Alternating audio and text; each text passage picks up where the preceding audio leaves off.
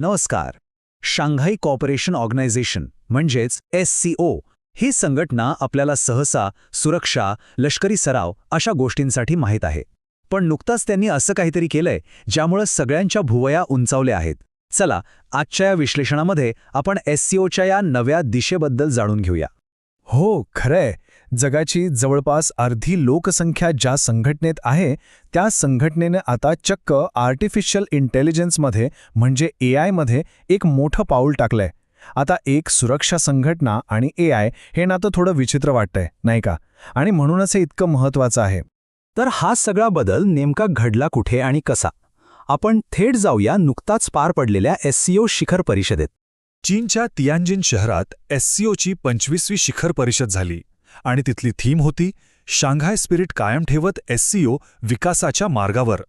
आता हे Shanghai spirit म्हणजे काय? तर सोप्या भाषेत एकमेकांवर विश्वास, एकमेकांना फायदा आणि सहकार्य. म्हणजेच या घोषणेतच कुठेतरी भविष्याची दिशा दडलेली होती. या परिषदेतून जी तियानजिन घोषणा समोर आली त्यात नेहमीचे मुद्दे होतेच, म्हणजे प्रादेशिक सुरक्षा मजबूत करणं, दहशतवादाचा सामना करणं वगैरे. पण यात एक मुद्दा असा होता जो अगदीच अनपेक्षित होता. तो म्हणजे आर्टिफिशियल इंटेलिजन्सवर सहकार्य करणं आणि त्यासाठी चक्क एक SCO AI कॉपरेशन रोडमॅप स्वीकारणं. हे खरंच खूप मोठं पाऊल आहे, विशेषतः एका सुरक्षा केंद्रित संघटनेसाठी. पण थांबा, SCOने AI मध्ये येणं इतकं महत्त्वाचं काय आहे हे समजून घेण्यासाठी आपल्याला थोडं मागे जावं लागेल. म्हणजे ही SCO संघटना नक्की आहे तरी काय आणि ती का बनवली गेली? बरं, तर SCOची स्थापना झाली होती 2001 मध्ये. ही एक आंतरसरकारी संघटना आहे. तिचा मुख्य अजेंडा होता प्रादेशिक सुरक्षा, दहशतवादाचा सामना करणं आणि सदस्य देशांमध्ये आर्थिक सहकार्य वाढवणं. म्हणजे मूळ फोकस हा नेहमीच सुरक्षेवर राहिला आहे. संघटनेची रचना पाहिली तर सगळ्यात मोठे निर्णय घेणारी बॉडी आहे राष्ट्रप्रमुखांची परिषद. मुख्यालय आहे बीजिंगमध्ये आणि अधिकृत भाषा आहेत रशियन आणि मॅन्डरिन चायनीज. यावरून आपल्याला चीन आणि रशियाचा या संघटनेवर किती मोठा प्रभाव आहे याचा सहज अंदाज येतो. पण ही झाली फक्त कागदावरची माहिती. SCOचा खरा आकार आणि तिचा जागतिक प्रभाव किती जबरदस्त आहे हे आपल्याला आकडेवारी पाहिल्यावरच कळेल.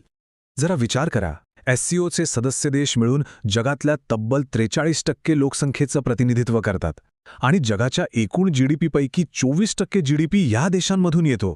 म्हणजे ही संघटना जागतिक राजकारणातला एक असा खेळाडू आहे ज्याच्याकडे दुर्लक्ष करून चालणारच नाही. आणि ह्या संघटनेचे सदस्यही मोठे इंटरेस्टिंग आहेत. एका बाजूला चीन आणि रशियासारखे संस्थापक देश आहेत, तर दुसऱ्या बाजूला भारत आणि पाकिस्तानसारखे पारंपरिक प्रतिस्पर्धीसुद्धा एकाच टेबलवर बसतात. आता तर त्यात इराण आणि बेलारूसचीही भर पडली आहे. या संघटनेचा विस्तारही खूप वेगाने झालाय. 2001च्या संस्थापक सदस्यांनंतर 2017 मध्ये भारत आणि पाकिस्तान आले, ज्यामुळे SCO थेट दक्षिण आशियापर्यंत पोचली. मग 2023 मध्ये इराण आणि अगदी अलीकडे 2024 मध्ये बेलारूस सामील झाला.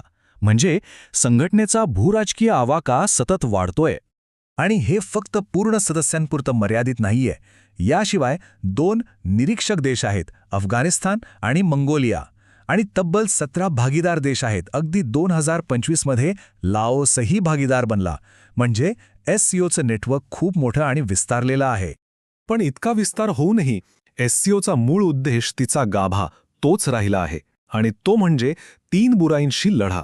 हाच खरं तर या संघटनेच्या अस्तित्वाचा पाया आहे. मग ह्या बुराईंशी लढण्यासाठी SCOने काय यंत्रणा उभी केली आहे? तर त्यांनी 2004 मध्ये रॅट्स नावाची एक स्थायी संस्था बनवली. रॅट्स म्हणजे रिजनल अँटी टेरर स्ट्रक्चर.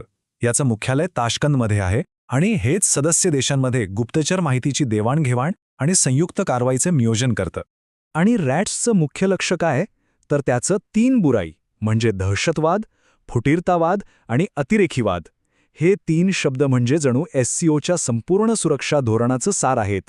याच मुद्द्यांवर सगळे सदस्य देश एकत्र येतात. तर मग आता पुन्हा मूळ प्रश्नाकडे येऊया. दहशतवादाशी लढणारी ही संघटना आता तंत्रज्ञानाच्या जगात उतरली आहे. मग आता SCOचं भविष्य काय असेल? सध्या तरी 2025-26 साठीचं अध्यक्षपद किर्गिज प्रजासत्ताकाकडे गेलं आहे. त्यामुळे आता हा जो नवा AI अजेंडा आहे त्याला पुढे नेण्याची आणि त्याला नक्की कोणतं वळण द्यायचं याची जबाबदारी त्यांच्यावर असणार आहे. आणि हे सगळं आपल्याला एका मोठ्या प्रश्नासमोर आणून उभं करतं.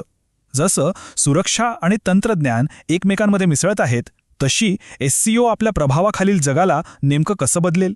जेव्हा एका सुरक्षा केंद्रित संघटनेच्या हातात AI सारखा शक्तिशाली तंत्रज्ञान येतं, तेव्हा त्याचे परिणाम काय होतील? या प्रश्नाच्या उत्तरातच कदाचित SCOचं आणि आपल्या जगाच्या एका मोठ्या भागाचं भविष्य दडलेलं आहे.